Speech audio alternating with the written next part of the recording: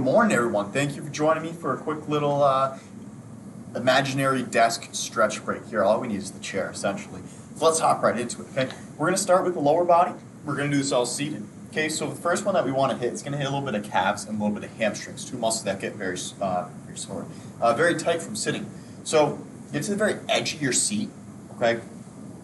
This is the subject leg, so it's out in front of you. I know it's difficult to see on the screen, but my knee is not locked, okay? That would be locked. I have a soft knee, okay? Very soft bend in that, okay?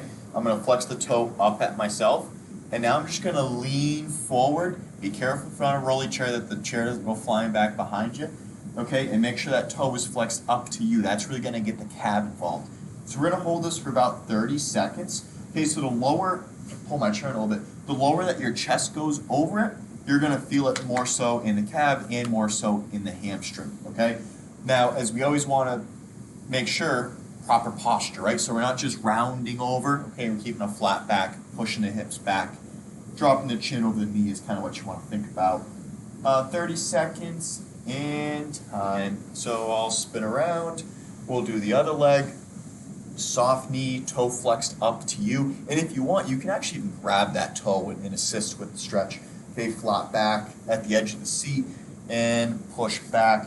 This one I'm getting much more in the hamstring and the calf. So if you want, right, flat back, Zach, right, pull that toe back to you. That'll get that calf involved a little bit more as well. But I'm going to reiterate it one more time. Make sure that that knee is not locked, okay? They're locked. Once you lock that knee, you're probably going to feel a more in-depth stretch, but that's because we're stretching all these ligaments behind the knees. We're not trying to be stretching ligaments. We're trying to stretch soft tissue. Right, so 30 seconds, hold another 5 seconds about. And that's good. All right, I'm going to face you. This one of my favorites, and we haven't done it a little bit, so I want to revisit it. Very simple stretch, okay? Cross one leg over, okay? Important part with this is make sure it's your low shin that's on the other knee. You don't want your foot, okay? Because see how my ankle will invert? Now I'm getting a stretch in the ankle. That's not really what I'm going for here. Okay, so what we want to do, some of you for just sitting in this position is enough of a stretch. Easy for me to say. But for those of you that it's not, what I want you to do is use your hands, right, and push down on this knee. Okay? We're trying to abduct that hip, so you should feel it towards the outside of the hip.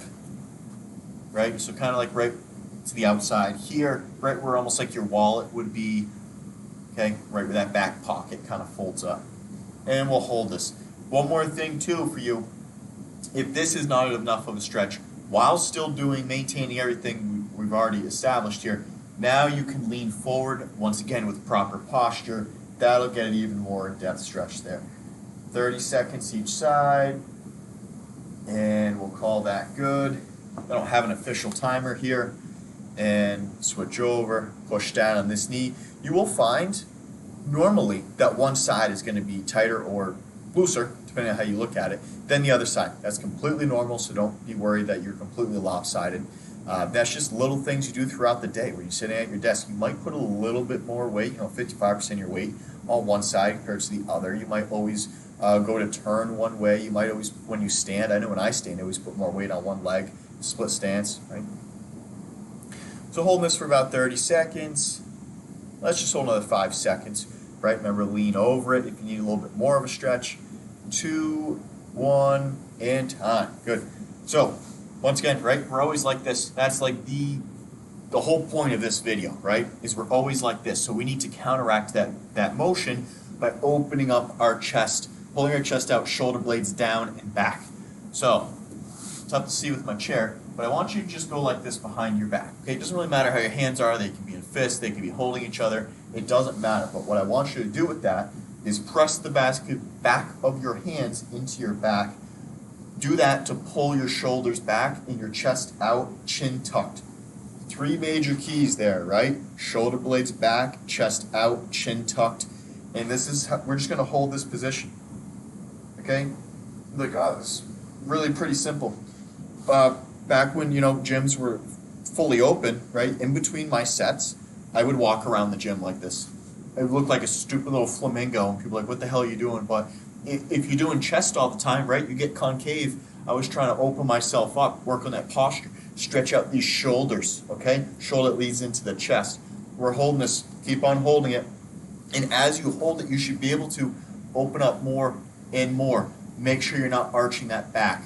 3, 2, 1, and good.